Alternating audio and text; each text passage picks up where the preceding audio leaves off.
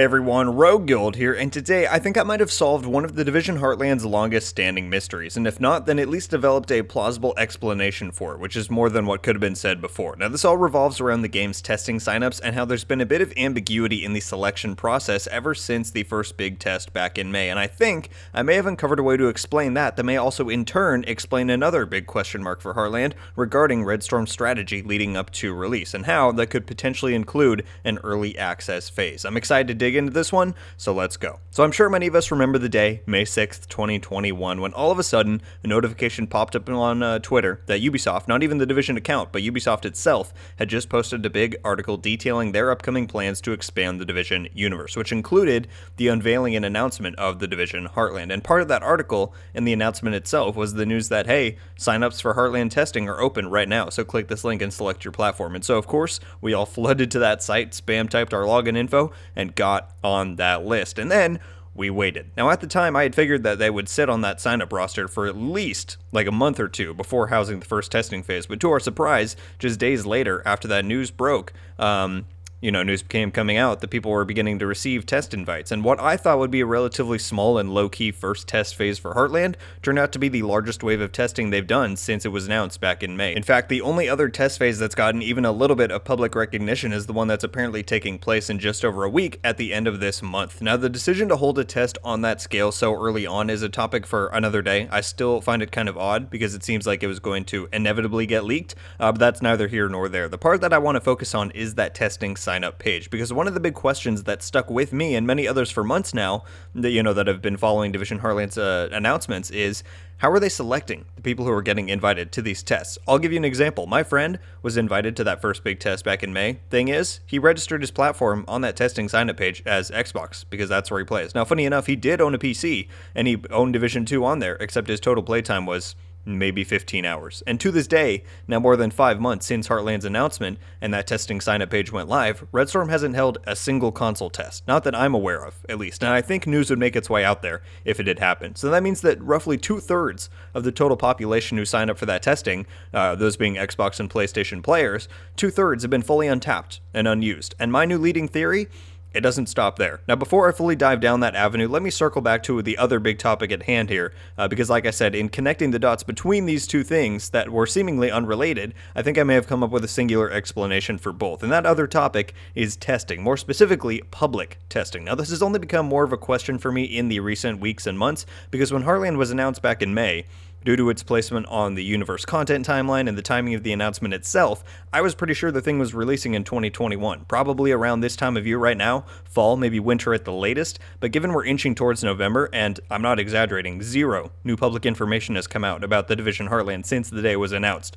and I mean 0. And because that's the reality, some time ago I changed my prediction, and what I've been sticking with for a good 2 months now is that we're going to see Heartland release in March of 2022, but that begs the question, when do they do more public testing for the game? Will they even do any public testing? Because if there's another round of private testing going on in early November, or ending, in early November, I'd say that that means the soonest we may finally see an official reveal for the game would be mid-November, late November, which is only 4 months out from the game's release deadline, which we know Ubisoft themselves said is the end of fiscal 2021, aka March of 2022. Now sure, 4 months, again, if they reveal it as soon as possible, which is very questionable at this point, but let's say they did, 4 months from reveal to release. Sure, that leaves time for some public test phases, but the other question I recently stumbled upon is, what kind of testing do free-to-play games usually have? Because free-to-play and paid titles do not really follow the same patterns. I honestly can't tell you a free-to-play game off the top of my head that's had a beta weekend, or open and closed betas before its release. I'm sure there are some that have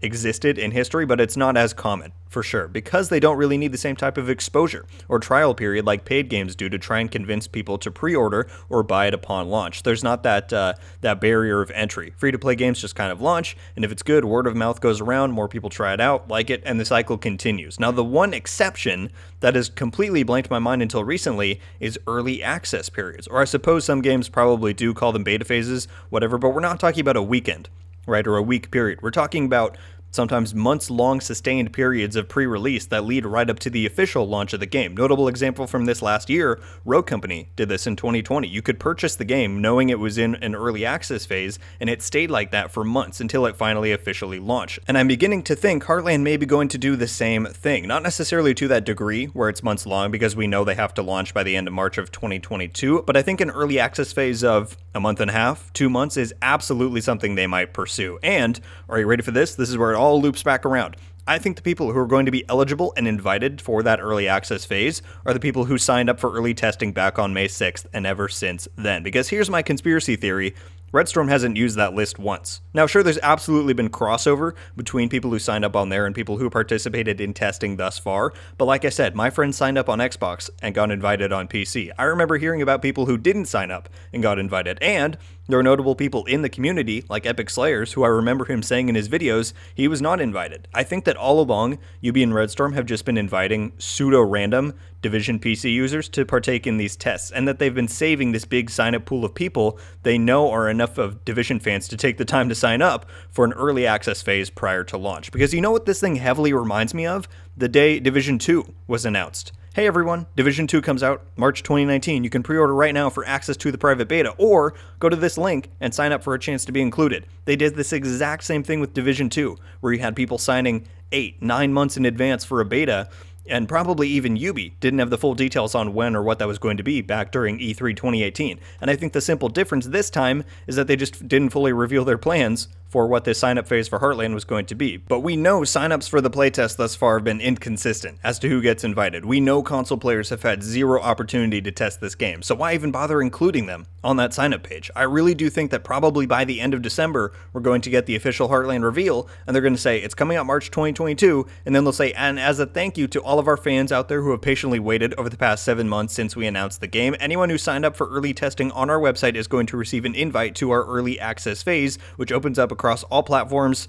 a month before launch, 2 months, who knows? And I really do think that this has been the purpose of that sign-up pool all along. We just didn't know it. And think of the benefits this would have for Ubi. They get free publicity and hype for Heartland leading up to its release. The only people playing in this early access phase are pre-existing Division fans, meaning the impressions that are going to arise from that are automatically skewed favorable, even if some people don't enjoy it as much, which then means even more anticipation builds for the outside gaming community who now wants to try the game when it officially releases. And on top of that, man, would this be a clever way for Ubi to win back some favor with the community? As deaf-eared as they may seem sometimes, they have to know at this point how restless and upset the Division community has become after months upon months of zero communication and news. And so housing a Division fan-only early access phase prior to the launch of this game, that would be big. Now, I'm sure they do some, invite events where more people get to come in. They probably invite a bunch of big streamers to get on there and try it out. But the messaging itself to say, you showed interest from day one, now you get to play before the rest of the world,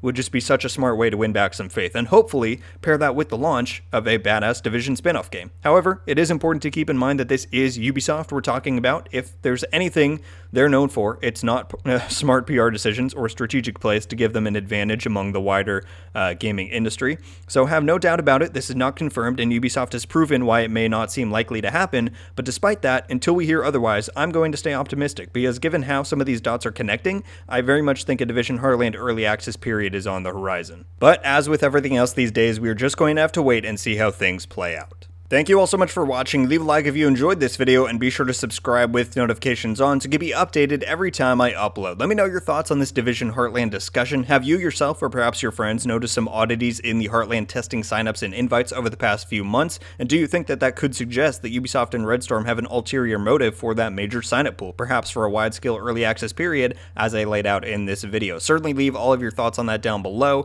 I'm very curious what everyone will have to say. I know the weeks are dragging long, my friends, as we crawl towards the end of the year. It's been rough going as a Division fan these past few months, but I assure you, the light at the end of the tunnel grows closer. I've heard many of my fellow creators agree that something big is likely going to be coming in the next 4 to 6 weeks, and I have a video specifically relating to the Division 2 on that coming this Friday, so stay tuned and hang in there. The wait is almost over. Alright, that's going to do it for me, folks. Once again, thank you all so much for watching. I hope you have a wonderful day, and until the next one, guys, RogueGold out.